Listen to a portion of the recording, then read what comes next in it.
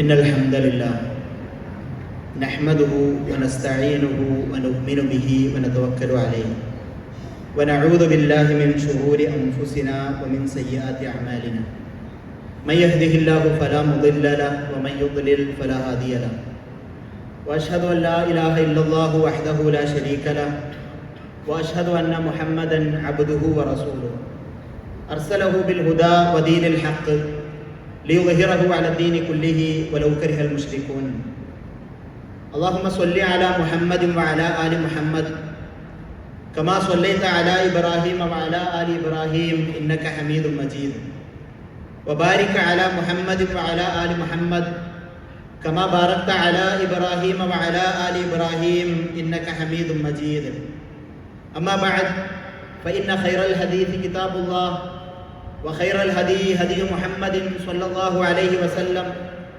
وشر الأمور محدثاتها وكل محدثة بدعة وكل بدعة ضلالة وكل ضلالة في النار يا أيها الذين آمنوا اتقوا الله حق تقاته ولا تموتن إلا وأنتم مسلمون يا أيها الذين آمنوا اتقوا الله وقولوا قولا سديدا يصلح لكم أعمالكم ويغفر لكم ذنوبكم ومن يطع الله ورسوله فقد فاز فوزا عظيما أعوذ بالله السميع العليم من الشيطان الرجيم لولا إذ سمعتموه ظن المؤمنون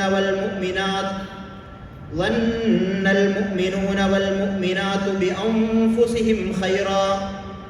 بأنفسهم خيرا وقالوا هذا إفك مبين ഏറെ ആദരണീയരായ വിശ്വാസികൾ ജീവിതത്തിൻ്റെ എല്ലാ മേഖലയിലും അള്ളാഹുവിനെ ഭയപ്പെട്ട് തഖ്വയോടുകൂടി ജീവിക്കണമെന്ന് ഉണർത്തുന്നു, വസിയ്യത്ത് ചെയ്യുന്നു.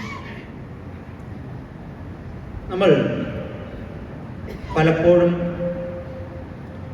കേൾക്കാറുള്ള സംശയത്തിൻ്റെ പേരിൽ മാത്രം സംഭവിക്കുന്ന കുടുംബ വഴക്കുകൾ, അതുപോലെ തന്നെ ഭാര്യാഭർത്താക്കന്മാർക്കിടയിലുണ്ടാകുന്ന പ്രശ്നങ്ങൾ, ഇതിന് പലതും യാതൊരു അടിസ്ഥാനവുമില്ലാത്ത സംശയങ്ങളുടെ മാത്രം അടിസ്ഥാനത്തിൽ ഉരുത്തിരിയുന്ന വിഷയങ്ങളും സംഭവങ്ങളുമാകാം. കേട്ടുകേൾവിയുടെയോ തോന്നലിൻ്റെയോ ഒക്കെ അടിസ്ഥാനത്തിൽ തെളിവില്ലാതെ നമ്മൾ കണക്ക് കൂട്ടുന്ന ചില അനുമാനങ്ങളാണ് യഥാർത്ഥത്തിൽ ഊഹം എന്ന് പറയുന്നത്. ഇത് വലിയ പ്രശ്നങ്ങൾ കുടുംബ ബന്ധത്തിലും അയൽപക്ക ബന്ധത്തിലും മറ്റു ബന്ധങ്ങളിലുമെല്ലാം ആളുകൾക്കിടയിൽ ഉണ്ടാകുന്ന ഒരുപാട് പ്രശ്നങ്ങൾക്ക് കാരണമാകുന്നുണ്ട് എന്നത് നമ്മളൊക്കെ നമ്മുടെ മുന്നിൽ കാണുന്ന ഒരു യാഥാർത്ഥ്യം തന്നെയാണ്. ഈ അതിരുവിട്ട ഊഹവും സംശയവും ഒക്കെ അതിന്റെ അതിര് ഇല്ലാത്ത രീതിയിൽ അതിങ്ങനെ പോയിക്കൊണ്ടിരുന്നാല് അത് സംശയരോഗം എന്ന് പറയുന്ന വളരെ ഗൗരവമുള്ള അപകടകരമായ ഒരു രോഗത്തിലേക്ക്, അല്ലെങ്കിൽ വിഷാദം പോലെയുള്ള രോഗത്തിലേക്ക് വരും എന്നത് നമുക്ക് പഠനങ്ങളിൽ നിന്ന് മനസ്സിലാക്കാൻ കഴിയുന്ന കാര്യമാണ്. ഒരുപക്ഷെ ഇങ്ങനെ ഈ സംശയം മൂർച്ഛിച്ച് അത് കൊലപാതകത്തിലേക്ക്, വഴക്കിലേക്ക്, തർക്കത്തിലേക്ക്, വലിയ പ്രശ്നങ്ങളിലേക്കൊക്കെ വഴിമാറുവാനുള്ള സാധ്യതയും ഏറെ തന്നെയാണ്. അറബിയിൽ ഊഹം എന്നതിന് പറയുക ലൊന്ന് എന്ന്. ലൊന്ന്, ഹുസ്നുൽ വന്ന്, സൂഉൽ വന്ന് രണ്ടുണ്ട്. ഒന്നത് സദ്വിചാരം, നല്ലത് വിചാരിക്കുക, അല്ലെങ്കിൽ മോശപ്പെട്ട വിചാരം. ഇത് രണ്ടും ഉണ്ടാകാം. പൈശാചികമായ ചില വസ്വാസുകൾ കൊണ്ട് നമുക്ക് മനസ്സിൽ എന്തുണ്ടാകാം? സംശയങ്ങൾ ഉടലെടുക്കാം, ഊഹങ്ങൾ ഉടലെടുക്കാം. അതല്ലെങ്കിൽ മനുഷ്യരിൽ നിന്നുള്ള ആളുകൾ അവർ തെറ്റിദ്ധരിച്ചത് കൊണ്ട് സംസാരിക്കുകയോ അല്ലെങ്കിൽ നമ്മളെ തെറ്റിദ്ധരിപ്പിക്കുവാൻ വേണ്ടി സംസാരിക്കുകയോ ചെയ്യുന്നതുകൊണ്ട് നമ്മുടെ മനസ്സുകളിൽ ചില ഊഹങ്ങളും ചില തോന്നലുകളും ചില അനുമാനങ്ങളുമെല്ലാം ഉടലെടുക്കാൻ സാധ്യതയുണ്ട്. ഇവിടെയാണ് ഖുർആൻ ഇടപെടുന്നത്. സൂറത്തുൽ ഹുജറാത്ത്, യാ അയ്യുഹല്ലദീന ആമനൂ, അല്ലയോ മുഅ്മിനീങ്ങളെ, ഈമാനുള്ളവരെ, ഇജ്തനിബൂ കസീറൻ മിനദ്ദന്നി, ഊഹത്തിൽ മിക്കതും നിങ്ങൾ ഉപേക്ഷിക്കുക. ഇന്ന ബഅദദ്ദന്നി ഇസ്ം, അറിയുക ഊഹത്തിൽ ചിലത് അത് കുറ്റമാണ്. ആ ഊഹം കാരണം നിങ്ങൾക്ക് കുറ്റം കിട്ടും. അതുകൊണ്ട് നിങ്ങൾ ഊഹത്തെ സൂക്ഷിക്കുക. റസൂൽ സല്ലല്ലാഹു അലൈഹി വസല്ലമ അബൂ ഹുറൈറ റളിയല്ലാഹു അൻഹു റിപ്പോർട്ട് റിപ്പോർട്ട് ചെയ്യുന്ന ഹദീസിലൂടെ പറഞ്ഞു തരാണ്, ഇയ്യാകും വവന്ന, നിങ്ങൾ ഊഹത്തെ സൂക്ഷിക്കണേ. ഫഇന്ന വന്ന അക്ദബുൽ ഹദീസ്, അറിയുക ഊഹം എന്നുള്ളത് അത് സംസാരത്തിൽ വെച്ച് ഏറ്റവും വലിയ കളവാണ്. നിങ്ങൾ സംസാരിക്കുന്നതിൽ വെച്ച് ഏറ്റവും വലിയ കളവ് എന്നത് നിങ്ങളുടെ തോന്നലുകൾക്കനുസരിച്ച്, നിങ്ങളുടെ ഊഹങ്ങൾക്കനുസരിച്ച് സംസാരിക്കുക എന്നുള്ളതാണ്. ഊഹവർത്തമാനങ്ങളെ പറ്റി വിശ്വാസികളുടെ നിലപാട് എന്തായിരിക്കണം? ഒരാള് എന്തെങ്കിലും അടിസ്ഥാനമില്ലാതെ, തെളിവില്ലാതെ, അയാൾ ഇങ്ങനെയൊക്കെ ഉണ്ടല്ലോ, അയാളുടെ തോന്നലുകൾക്ക് അടിസ്ഥാനത്തിൽ നമ്മളോട് ഒരു വിഷയം പറയാം, തെളിവില്ല, അയാൾ അങ്ങനെ പറഞ്ഞു, ഒരു അനുമാനം, ഒരു തോന്നൽ, നമ്മളുടെ നിലപാട് എന്തായിരിക്കണം? ഖുർആൻ ഇതിനെ പറ്റിയും സൂറത്തുൽ ഹുജറാത്തിന്റെ 6-ാമത്തെ വചനത്തിലൂടെ പറഞ്ഞു തരുന്നുണ്ട്. യാ അയ്യുഹല്ലദീന ആമനു, പിന്നെയും അല്ലാഹു വിളിക്കാണ് വിശ്വാസികളെ, ഇൻ ജാഅകും ഫാസിഖും ബിനബഇൻ ഫതബയ്യനു, നിങ്ങളിലേക്ക് ഒരു തമ്മാടിയായ മനുഷ്യൻ വല്ല വാർത്തയുമായി എത്തിയാൽ ഫതബയ്യനു, നിങ്ങൾ അതിനെ ബയാൻ ചെയ്യുക, നിങ്ങൾ അതിനെപ്പറ്റി വ്യക്തമായി അന്വേഷിക്കുക. അൻ തുസീബു ഖൗമൻ ബിജഹാല, നിങ്ങളുടെ ഈ വിവരക്കെട്ട സംസാരം കൊണ്ട്, അല്ലെങ്കിൽ അയാൾ നിങ്ങളിലേക്ക് ആ സംശയം കൊണ്ടുവന്നു, അത് നിങ്ങൾ ആളുകളിലേക്ക് പ്രചരിപ്പിച്ചു, അത് കാരണം ഒരു സമൂഹത്തിന് അത് കാരണം പ്രശ്നങ്ങൾ ബാധിക്കാതിരിക്കാൻ പിന്നീട് നിങ്ങൾ ആ പ്രവർത്തിച്ചതിനെ പറ്റി നിങ്ങൾ ഖേദിക്കാതിരിക്കാനും വേണ്ടി വാട്സാപ്പിലും സോഷ്യൽ മീഡിയയിലൊക്കെ ഒരുപാട് വാർത്തകൾ നമ്മളുടെ അടുക്കലേക്ക് വരും. പലരെയും സോഷ്യൽ മീഡിയ കൊല്ലും, പലരെയും വ്യഭിചാരികളാക്കും, പലരെയും ഒളിച്ചോട്ടക്കാരികളാക്കും, ഇങ്ങനെയൊക്കെയുള്ള മെസ്സേജുകൾ വരും. ഇത് കേൾക്കേണ്ട താമസം ആളുകൾക്കിടയിലേക്ക് പ്രചരിപ്പിക്കുന്ന രീതി, തികച്ചും വ്യക്തമായ തെളിവുകളില്ലാതെ ഇങ്ങനെയുള്ളതൊക്കെ ആളുകളിലേക്ക് എത്തിക്കുക, കൈമാറുക എന്നുള്ളത് വളരെ ഗുരുതരമായ ഒരു കാര്യം തന്നെയാണ്. അപ്പോൾ നമ്മളിലേക്ക് എത്തുന്ന വാർത്തകൾ അത് വസ്തുതയുള്ളതാണോ അവാസ്തവമാണോ എന്നത് കൃത്യമായി പരിശോധിക്കാതെ അതിന്റെ മുകളിൽ നമ്മൾ അഭിപ്രായം പറയുകയും അതിനെപ്പറ്റി ആളുകളോട് സംസാരിക്കുകയൊക്കെ ചെയ്യുക എന്നുള്ളത് വളരെ ഗുരുതരമായ ഒരു കാര്യം തന്നെയാണ്. റസൂൽ സല്ലല്ലാഹു അലൈഹി വസല്ലമയുടെ കാലഘട്ടം, ആയിഷ റളിയല്ലാഹു അൻഹയെ പറ്റി വ്യഭിചാര ആരോപണം ഉണ്ടാകുന്നു, നമ്മളെല്ലാം കേട്ട ഒരു കാര്യം തന്നെയാണ്. ആ സമയത്ത് അബൂ അയ്യൂബ് അൽ അൻസാരി റളിയല്ലാഹു അൻഹു തന്റെ ഭാര്യയുടെ അടുക്കലേക്ക്, ഉമ്മു അയ്യൂബ് റളിയല്ലാഹു അൻഹയുടെ അടുക്കലേക്ക് ചെല്ലുന്ന സമയത്ത് ഈ ഉമ്മു അയ്യൂബ് ചോദിക്കുന്നുണ്ട്, അബൂ അയ്യൂബെ, താങ്കൾ കേട്ടില്ലേ ആയിഷ റളിയല്ലാഹു അൻഹയെ പറ്റി ആളുകൾ ഇങ്ങനെയൊക്കെ പറയുന്നത് കേട്ടില്ലേ എന്ന് ചോദിച്ചപ്പോ അബൂ അയ്യൂബ് റളിയല്ലാഹു അൻഹു പറയാണ്, നീ അത് വിശ്വസിക്കുന്നുണ്ടോ എന്ന് ചോദിക്കുകയാണ്. അപ്പൊ അവര് പറയാണ്, ഇല്ല, ഞാനത് വിശ്വസിക്കുന്നില്ല, ഞാനത് പ്രചരിപ്പിക്കുന്ന ആളുകളുടെ കൂട്ടത്തിലുമില്ല എന്ന് പറയുമ്പോ അവിടെ പ്രഖ്യാപിക്കുന്നുണ്ട് അബൂ അയ്യൂബ് അൽ അൻസാരി റളിയല്ലാഹു അൻഹു, ഫആയിഷതു ഫദ്ലുല്ലാഹി ഖൈറും മിൻ, ആയിഷ നിന്നെക്കാൾ ശ്രേഷ്ഠയായ ഒരാളാണ്. ഞാനൊരിക്കലും ആയിഷയെ പറ്റി അങ്ങനെ ഒരാൾ പറയുമ്പോൾ കേട്ട മാത്രയിൽ അത് വിശ്വസിച്ച് അതിന്റെ പ്രചാരകരാകുന്ന കൂട്ടത്തിൽ ഞാൻ ഉണ്ടാവുകയില്ല, നമ്മൾ ഉണ്ടാകാൻ പാടില്ല എന്ന് അവർ തമ്മിൽ ഡിസ്കസ് ചെയ്യാണ്. ഇതിനെ പ്രശംസിച്ചുകൊണ്ടാണ് ഖുർആൻ പറയുന്നത്,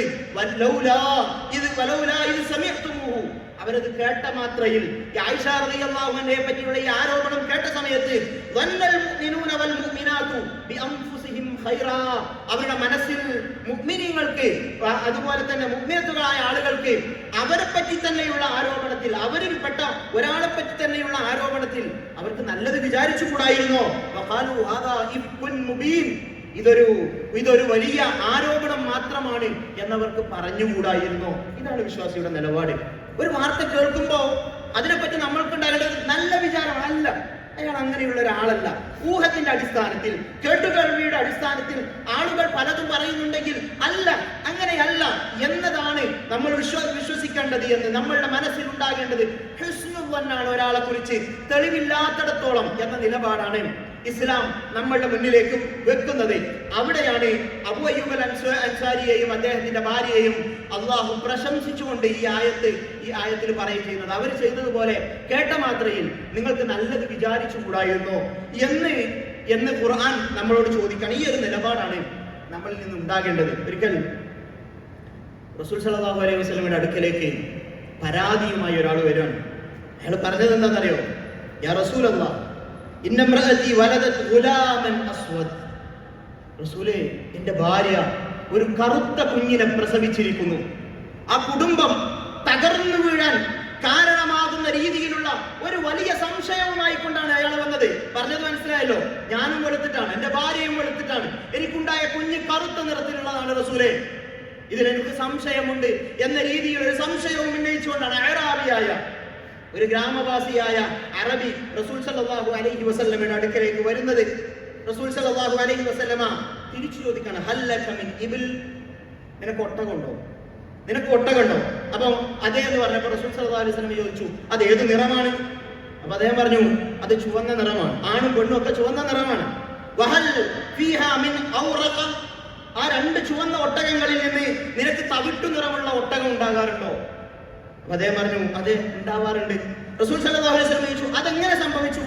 അപ്പൊ അദ്ദേഹം പറയാണ്, ഉറാഹു ഇർഖുൻ നസഅഹു, അത് അതിന്റെ ആ ഒട്ടകത്തിന്റെ പരമ്പരയിൽ എവിടെയെങ്കിലും എന്തുണ്ടാവും? ഈ നിറത്തിലുള്ള ഒട്ടകം ഉണ്ടാവും. വംശ പരമ്പരയിൽ എവിടെയെങ്കിലും ഈ തവിട്ട് നിറമുള്ള ഒട്ടകം ഉണ്ടാവും. അതുകൊണ്ട് തന്നെ അങ്ങനെ സംഭവിച്ചതാകാം, ആ പരമ്പരയിൽ നിന്ന് സംഭവിച്ചതാകാം എന്ന് അദ്ദേഹം പറഞ്ഞു. അപ്പൊ റസൂൽ സല്ലല്ലാഹു അലൈഹി വസല്ലം തിരിച്ചു പറയാണ്, ഫലഅല്ല ഇബ്നക ഹാദാ നസഅഹു ഇർഖുൻ, നിന്റെ മകനും അങ്ങനെയാകാം, നിന്റെ പരമ്പരയിൽ എവിടെയെങ്കിലും ആ നിറത്തിലുള്ള ആളുകൾ ഉണ്ടാകാം, അങ്ങനെ വിചാരിച്ച പോരെ എന്ന് റസൂൽ സല്ലല്ലാഹു അലൈഹി വസല്ലമ അദ്ദേഹത്തോട് പറഞ്ഞു പഠിപ്പിക്കുന്ന ഒരു കാര്യം നമുക്ക് മനസ്സിലാക്കാൻ കഴിയും. ഇത് വളരെ ക്ലിയർ ആണ്. തെറ്റായ ചിന്തകളിലേക്ക് പോയാൽ, അതിനെ പിടിച്ചു വെക്കാതിരുന്നാൽ, ചിലപ്പോൾ അത് ഭാര്യയെ കുറിച്ചുള്ള സംശയമായിരിക്കും, ഭർത്താവിനെ കുറിച്ചുള്ള സംശയമായിരിക്കും, അല്ലെങ്കിൽ വീട്ടുകാരെ കുറിച്ചുള്ള സംശയമായിരിക്കും. ഇതിന് പരിധിയില്ലാതെ പോയാൽ ഇതന്നെ നമ്മൾ സ്വയം തിരുത്തണം. ഈ ഒരു തെളിവിന്റെ അടിസ്ഥാനത്തിലല്ലാതെ ഉണ്ടാകുന്ന ചിന്തകളെ, അത് ഒരു അടിസ്ഥാനവും ഇല്ലാത്തതാണ്, ഒരു തെളിവും ഇല്ലാത്തതാണ്. അതിന്റെ പിന്നാലെ പോകരുത് എന്ന ബോധമാണ് നമുക്ക് ഉണ്ടാകേണ്ടത്. അത് മറ്റുള്ളവരെ കുറിച്ചായിരുന്നാലും നമ്മളുടെ പ്രിയപ്പെട്ടവരെ കുറിച്ചായിരുന്നാലും തെളിവുകളില്ലാതെ ഇങ്ങനെയുള്ള അനുമാനങ്ങളിലേക്കും അങ്ങനെയുള്ള വഴിയിലേക്കൊക്കെ പോയാൽ പിന്നീട് അത് സംശയരോഗത്തിലേക്കും കുടുംബ വഴക്കിലേക്കും കൊലപാതകങ്ങളിലേക്കും വരെ എത്തും എന്നതുകൊണ്ടാണ് ഖുർആനിലൂടെ അല്ലാഹു പറയുന്നത്, യാ അയ്യുഹല്ലദീന ആമനു ഇജ്തനിബു കസീറൻ മിനൽ-ളന്നി ഇന്ന ബഅദൽ-ളന്നി ഇസ്ം എന്ന് നമ്മളോട് വളരെ ഗൗരവത്തോടു കൂടി ഓർമ്മപ്പെടുത്തുന്നത്. ഇവിടെ നമുക്ക് ചെറിയൊരു സംശയം ഉണ്ടാവും. ഈ ഊഹം എന്ന് പറയുമ്പോൾ നമ്മുടെ മനസ്സിലൊക്കെ ഊഹങ്ങൾ ഉണ്ടാവുമല്ലോ. ഇപ്പൊ പൈശാചികമായ ദുർബോധനം കൊണ്ടോ അല്ലെങ്കിൽ മറ്റൊരാൾ പറയും വേറെ എന്തെങ്കിലും ചെറിയൊരു സംശയത്തിന്റെ എന്തെങ്കിലും ഇത് വന്നാൽ നമുക്കൊരു ഊഹം മനസ്സിലുണ്ടാവുമല്ലോ. അത് കുറ്റമാണോ? അത് കൃത്യമായും പണ്ഡിതന്മാർ പറഞ്ഞു തരുന്നത് അത് കുറ്റമല്ല. നമ്മുടെ മനസ്സിലൊരു ഊഹം ഉണ്ടാകുന്നതല്ല കുറ്റം. പിന്നെയോ ആ ഊഹം വെച്ച് അത് ശരിയാണെന്ന് ധരിച്ച് ആളുകൾക്ക് മുന്നിൽ പറയുന്നതാണ് കുറ്റം. അത് മനസ്സിലുണ്ടാവുക എന്നുള്ളത് സ്വാഭാവികമായിട്ട് സംഭവിക്കണം. അതുകൊണ്ട് ഒരാൾ കുറ്റക്കാരനാകുമെന്നല്ല.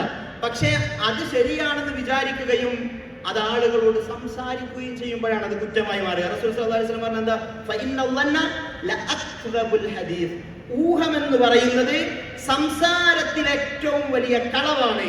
അത് ആളുകൾക്ക് മുന്നിൽ സംസാരിക്കുമ്പോഴാണ് അത് കുറ്റമായി മാറുന്നത് എന്ന് നമ്മൾ മനസ്സിലാക്കുക. തെറ്റായ ഊഹങ്ങളെ നമ്മളുടെ മനസ്സിലിട്ട് തന്നെ ചികിത്സിക്കുക, അതിന് പരിഹാരം കാണുക.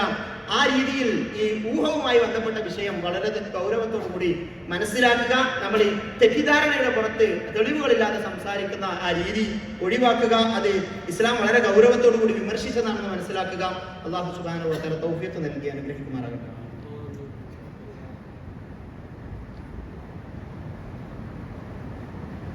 അൽഹംദുലില്ലാഹി വഹ്ദഹു വനസ്റ അബ്ദഹു വഹസമൽ അഹ്സാബ വഹ്ദഹു ഉസല്ലി വഉസല്ലിമു അലാ അഫ്ദലി സ്വലാത്തി വഅസ്ക സലാമി വഅതമ തസ്ലീം അലാ നബിയിന മുഹമ്മദിൻ സ്വല്ലല്ലാഹു അലാ ആലിഹി വഅസ്ഹാബിഹി വസല്ലമ തസ്ലീമൻ കസീറ. ഒരിക്കൽ കൂടി അള്ളാഹുവിനെ ഭയപ്പെട്ട് തഖ്വയോടുകൂടി ജീവിക്കണമെന്ന് ഉണർത്തുന്നു, വസിയത്ത് ചെയ്യുന്നു. അതോടൊപ്പം ഈ ഊഹം സൂക്ഷിക്കുന്നതോടൊപ്പം തന്നെ നമ്മൾ ശ്രദ്ധിക്കേണ്ടുന്ന ഒരു കാര്യമാണ്, തെറ്റിദ്ധാരണയുണ്ടാകുന്ന തരത്തിലുള്ള എന്തെങ്കിലും സംഭവിക്കുന്ന സമയത്ത് അത് ക്ലിയർ ചെയ്യാന്നുള്ളത്.